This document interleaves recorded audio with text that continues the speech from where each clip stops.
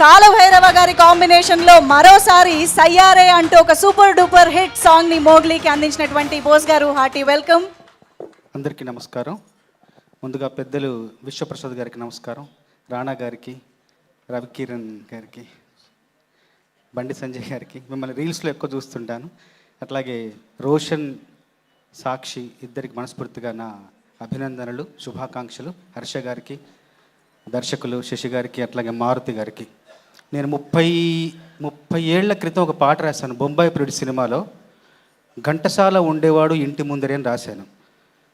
ఈ సందర్భంగా సందీప్ రాజు ఉండేవాడు సందు చివరనే, మణికొండలో మా ఇంటి ఎదురుగానే ఉంటారు ఆయన. ఒకప్పుడు ఉండేవారు.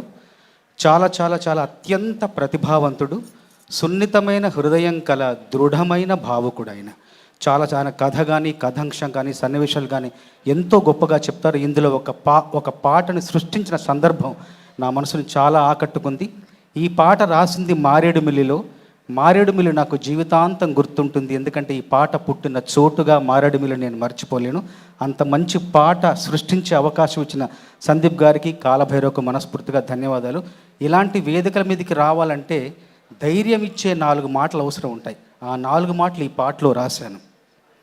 చందమామ వెలుగిస్తుంది ఏ సడి లేక, సవ్వడి లేక, అలజడి లేక, నిండు ప్రేమ వెలికొస్తుంది ఏకాంతంగా, నిస్వార్థంగా, నిశ్శబ్దంగా.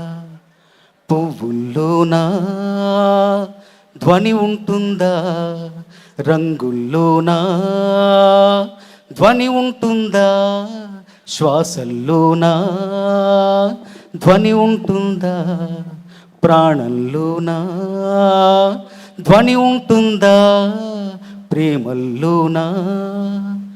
ఈ శబ్ద కాలుష్యాల అవసరముందా? శబ్ద కాలుష్యాల అవసరం లేని చిత్రం ఇది.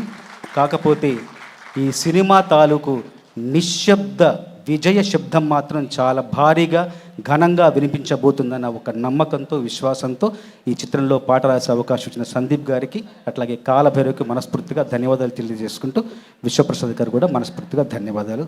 అందరికీ శుభాకాంక్షలు. Thank you sir, thank you very much.